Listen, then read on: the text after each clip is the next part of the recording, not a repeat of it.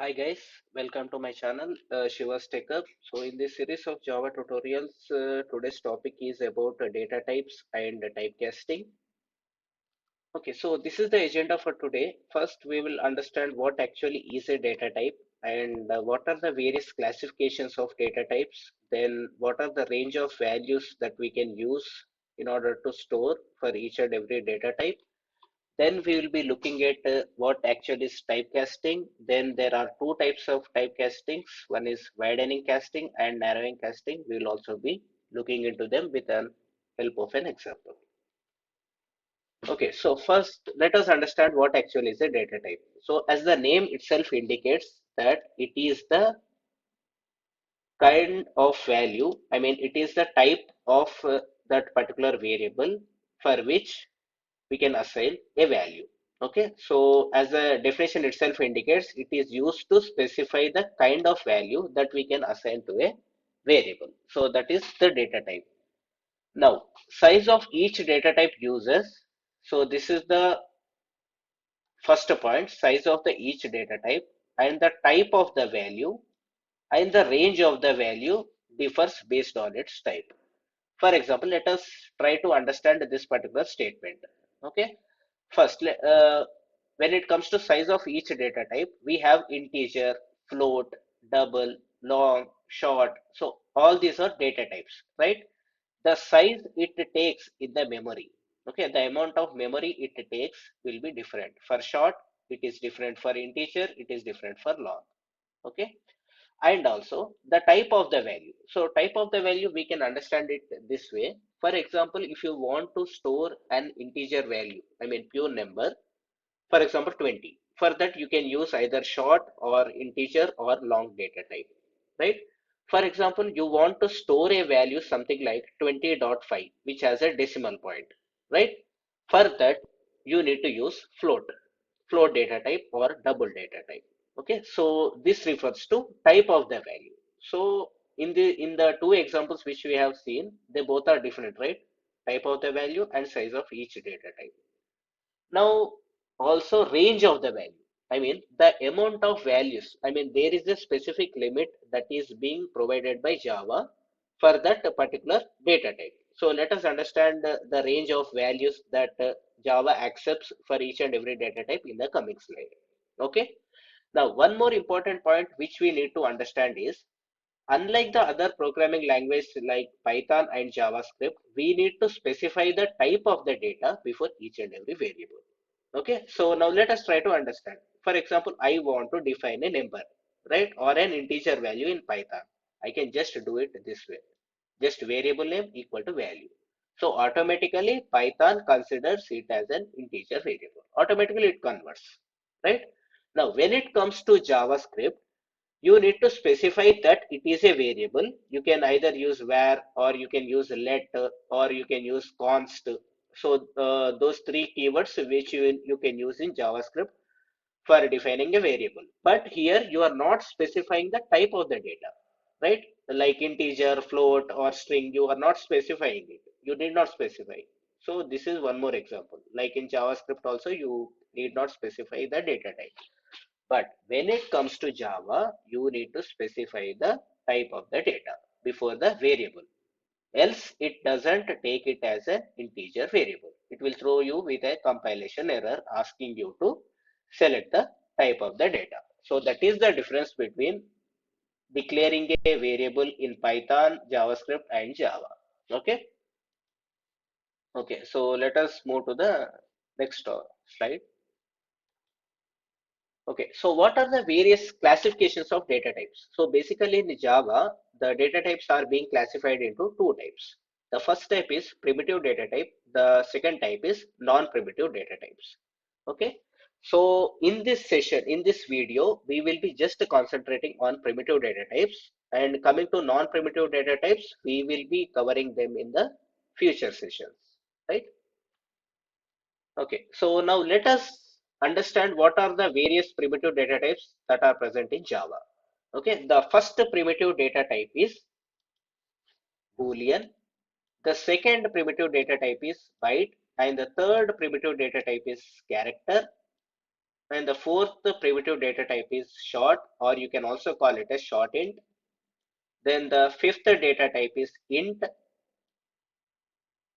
Sixth data type is long. You can also call it as long int. The seventh data type is float, and the eighth data type is double. So these are the various data types, primitive data types that are present in Java. Okay. Now let us also try to understand what are the range of values that each and every data type takes. Okay, and also try to understand how can we select a correct data type whenever we want to assign some particular value, right?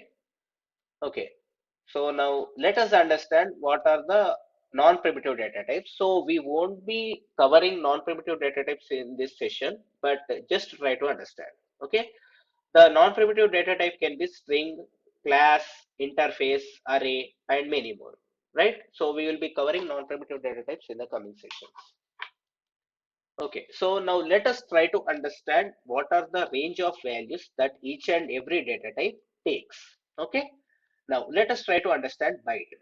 So this is relating to memory. Okay, the amount of memory that it takes to store a single byte value, right?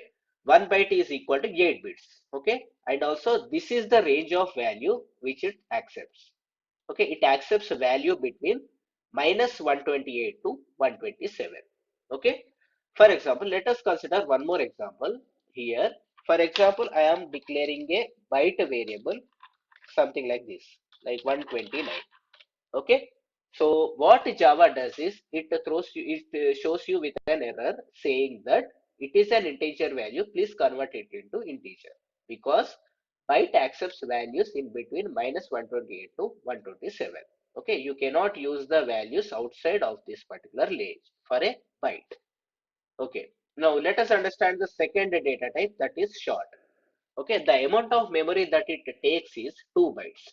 Okay, in order to store a single short value, it takes 2 bytes, which is equal to 16 bits, right? And this is the range of value that it accepts. So whenever you declare a variable with a short data type, you can specify any value in between this particular range. Okay, similarly, for integer data type, it occupies 4 bytes. Okay, 4 bytes in the sense 32 bits, right? So this is the value that it takes. Okay, this is the range of value. For example, if you declare a variable with integer as a data type, you can specify any value, you can assign any value in between this particular range. Okay, now let us consider the fourth data type, that is long. It takes 8 bytes, okay, which is equal to 64 bits in the memory, right? And these are the range of values. Okay, if you want to specify in lakhs, millions, crores, I mean any value which is in crores or millions, then you can use long data type, okay, which is outside this range. Okay, so short, int, long, byte, okay, all these are same, it holds the same type of value. The only difference is the range. Okay, if you want to specify a bigger range, then you need to use long or int or short or byte based on your requirement. Okay, now let us consider the next data type, that is float. Okay, float is nothing but, for example, whenever you want to store a fractional type of numbers. Fractional type of numbers in the sense, let me write it down with an example. For example, 5.6. This is a fractional number, right? So it has a dot symbol in between. Okay, so in order to store these type of values, what you will be doing is you will be using float. Okay, so and also one more important point which you need to understand is, after decimal it can store up to 6 to 7 decimal digits. Okay, a float variable, a float any variable that is defined with a floated data type can store up to 6 to 7 decimal digits. Okay, now let us understand the longer version of float. Okay, it is a bigger float value. Okay, if you want to store any bigger value which has a fraction, right, fractional number, bigger fractional number, then you can use double. Okay, so the difference between float and double is it accepts until 6 to 7 decimal digits, whereas double accepts up to 15 decimal digits. Okay, now the next type of data is Boolean. Data type is Boolean. Okay, it just takes one bit. in the memory, and it just stores two values, either true or false. Okay, so for example, if you want to get into a conclusion, like whatever operation you are doing, whether it is returning true or false, if you want to take some kind of decision, in order to store those kind of values, you will be using Boolean data type. Okay, so it either stores true or false. Okay, now character. So character data type, I mean, in terms of memory, it is equal to short. Okay, it also takes 2 bytes of memory, and it stores a single character. Okay, single character in the sense single alphabet. Okay, yeah, so that is the range of values that each data type takes. Okay, so now that we have understood what actually is data type and what are the different data types present, and what are the various values each data type takes, now let us understand typecasting. Okay, you can also call it as data typecasting. Okay, so typecasting is nothing but it is converting one type of variable into another type. Okay, for example, you have declared a variable. For example, let me write it down. Byte a equal to 10. Okay, now you want to convert this variable which is of byte type into an integer. Okay, so that conversion is called as typecasting. Okay, now basically, as I said, casting is nothing but converting, right? Converting one form of variable, one type of variable into another type. So there are basically two types of casting. One is widening casting and the other is narrowing casting. Okay, so these are the two types of casting mechanisms that are present in Java. So let us understand the difference and how can we achieve widening casting and narrowing casting in the coming slide.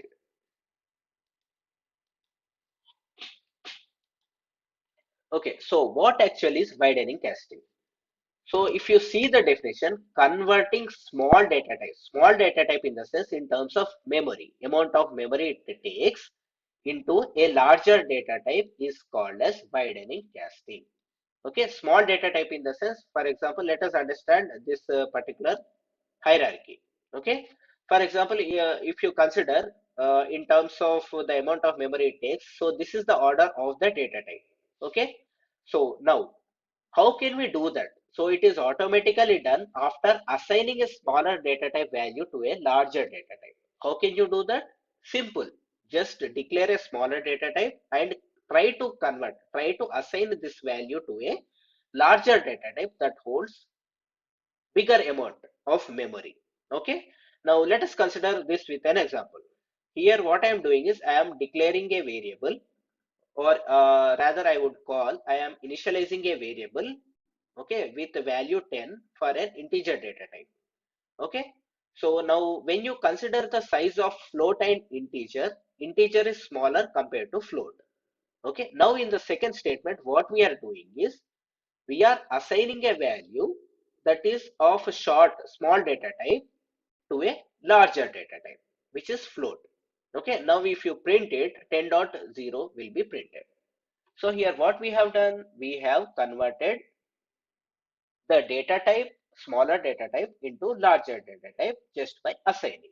So automatically Java accepts it, even though you are specifying a smaller value to a larger value, it automatically accepts it, and based on the type you have specified, the corresponding value will be printed in the output. So this concept of converting a smaller data type into larger data type is called as widening casting. Now let us try to understand the second type of casting, which is narrowing casting. As I said, widening casting is converting the smaller data type into larger data type. Narrowing casting is exactly the opposite of widening casting. It is nothing but converting larger data type into the smaller data type. Okay, which is called as narrowing casting. Okay, now let us try to understand it with an example. Now here I am specifying a larger data type. Okay, so double and int. When you compare double and int, double is the largest. Okay, it is larger when you compare it with integer. Now I am declaring a double variable, okay, and assigning it with some value, right? Now you want to convert this larger data type into integer data type, which is a smaller value. That can be done by adding this particular statement under parenthesis. So here what we are doing, we are not directly assigning the larger data type to the smaller data type. Instead, we are explicitly specifying the type of the data which you want to convert. Okay, so this is only applicable if you want to convert a larger data type into smaller. But when it comes to smaller to larger, Java automatically converts it whenever you assign a variable to the other data type which you want to convert. Got it, guys? So the difference between widening casting and narrowing casting. So let me repeat it. Widening casting is a concept where you want to convert smaller data type into larger data type. And the second point related to widening casting is it is automatically done whenever you assign, okay, a smaller data type to the larger data type. Okay, got it. So it is automatically done. You just need to assign it. Simple, done. Now, when it comes to narrowing casting, it is the exactly opposite of widening casting. Okay, it is converting the bigger data type into smaller data type. Okay, this is not done automatically. We need to explicitly specify the smaller data type, okay, which needs to be prefixed before the variable of the larger data type. So this is already prefixed, right? And this is the variable of the larger data type. Okay, so this concept we call it as narrowing casting. Okay, let us try to understand the data type and different types of typecasting mechanisms along with a practical example. Okay, so first let me declare variables and initialize them with the various data types. So first let us start with byte a equal to 10. Okay, so let me go in the order of the size. So I will be just using the next variable int c equal to 30.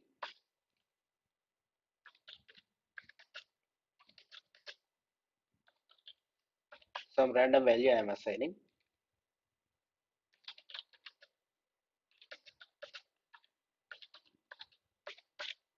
So whenever you want to declare a float or a double variable, so for float variable you need to postfix f.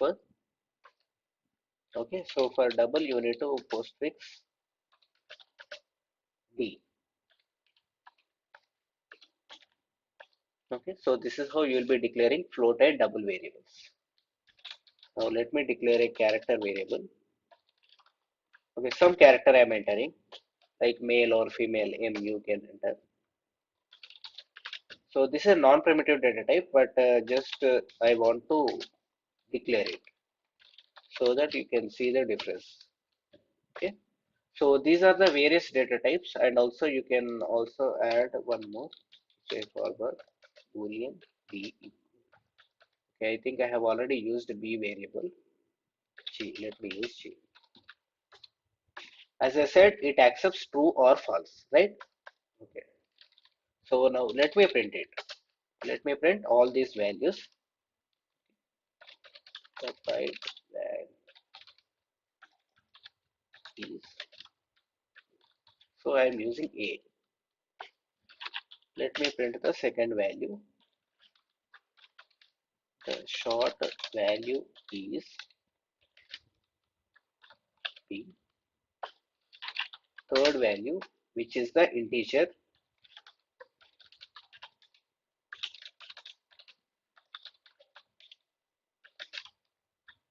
Let's see.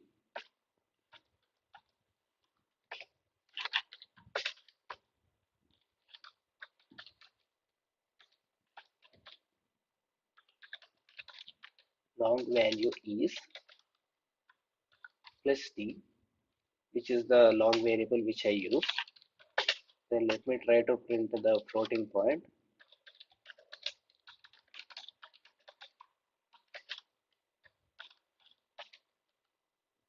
right? F.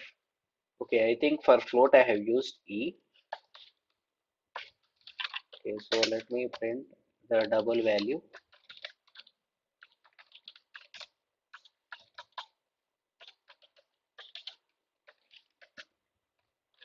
F.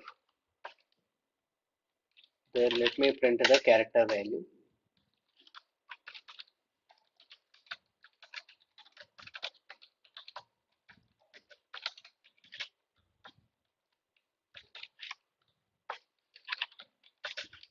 let me print the string value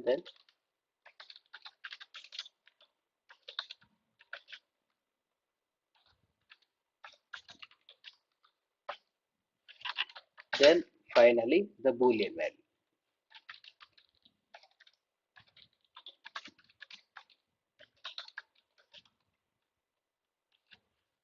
G. Okay, so first let me try to print this. It is working as expected. Fine. So all these values are printed. Okay, so now since we have understood the different data types that are present and how can we print them and assign the values, now let us try to understand the concept of widening casting and narrowing casting. Okay, with the help of an example. So as I said, widening casting is converting the smaller data type into larger data type, right? So for example, let me consider int a equal to, sorry, I think I already have an integer variable, right? So now I want to convert this into a double variable. Double is the larger when you compare it with integer, right? So what you can do is double, let me take h variable equal to, you can just assign the integer value. Okay, c is the integer value right over here. Okay, so what it will happen is this integer value c will be automatically converted into double. Okay, you need not explicitly specify any data type in order to convert it. So let me print it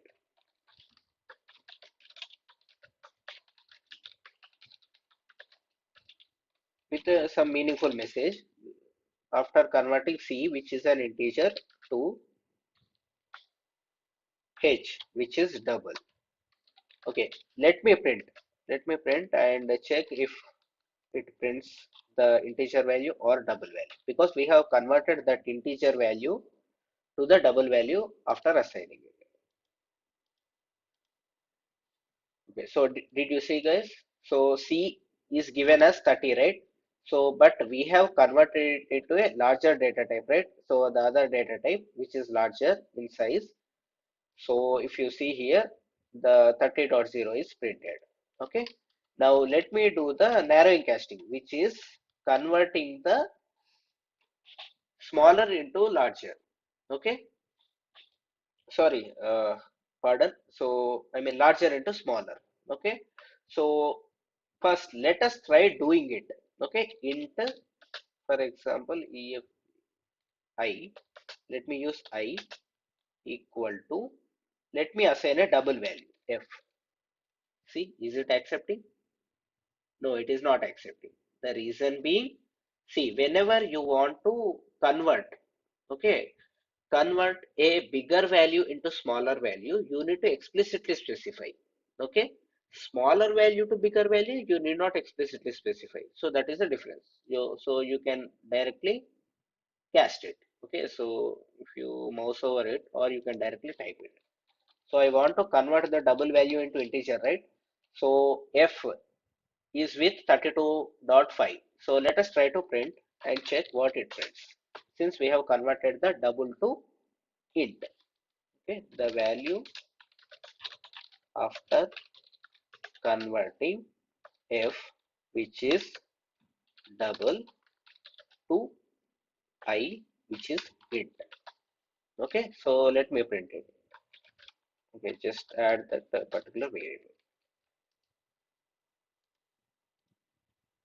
Did you see? So in the first, we have, what we have done is we have converted integer to double, which is 30 to 30.0, which is what it is printed. Now in the second example, we are converting the larger into smaller, correct? So in order to convert the larger into smaller, as according to the definition, we need to explicitly specify the type of the data type, okay, which you want to convert, the destination data type. So we have just specified int. Instead of printing 32.5, it has printed its equivalent value, which is 32. Okay, it just ignored the point. I mean, whatever the digits that came after point. Okay, so this is how we will be declaring initializing data types, and we will be converting one data type into another data type. That's it for this video, guys. Don't forget to like, subscribe to my channel Shiva's Tech Hub, and get notified to the future updates. And also don't forget to share it on various social media platforms. Thank you.